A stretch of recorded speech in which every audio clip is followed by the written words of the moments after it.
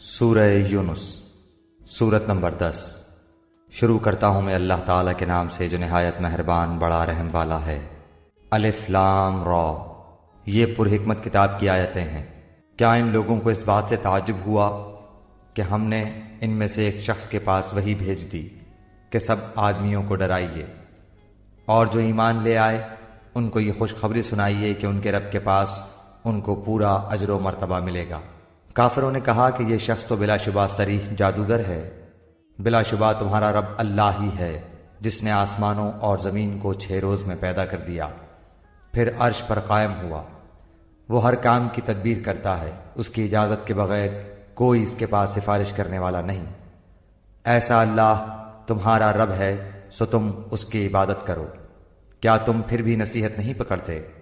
تم سب کو اللہ ہی کے پاس جانا ہے۔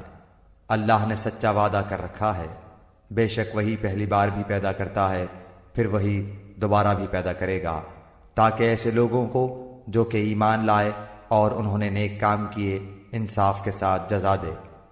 اور جن لوگوں نے کفر کیا ان کے واسطے کھولتا ہوا پانی پینے کو ملے گا، اور دردناک عذاب ہوگا ان کے کفر کی وجہ سے۔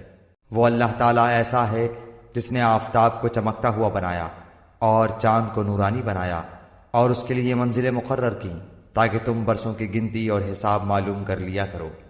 اللہ تعالیٰ نے یہ چیزیں بے فائدہ نہیں پیدا کیں، وہ یہ دلائل ان کو صاف صاف بتلا رہا ہے جو دانش رکھتے ہیں۔ بلا شبہ رات اور دن کے یکے بعد دیگرے آنے میں اور اللہ تعالیٰ نے جو کچھ آسمانوں اور زمین میں پیدا کیا ہے ان سب میں ان لوگوں کے واسطے دلائل ہیں جو اللہ کا ڈر رکھتے ہیں۔ جن لوگوں کو ہمارے پاس آنے کا یقین نہیں ہے اور وہ دنیاوی زندگی پر راضی ہو گئے ہیں اور اس میں جی لگا بیٹھے ہیں، اور جو لوگ ہماری آیتوں سے غافل ہیں، ایسے لوگوں کا ٹھکانہ ان کے اعمال کی وجہ سے دوزخ ہے۔ یقیناً جو لوگ ایمان لائے اور انہوں نے نیک کام کیے ان کا رب ان کو ان کے ایمان کے سبب ان کے مقصد تک پہنچا دے گا، نعمت کے باغوں میں جن کے نیچے نہریں جاری ہوں گی۔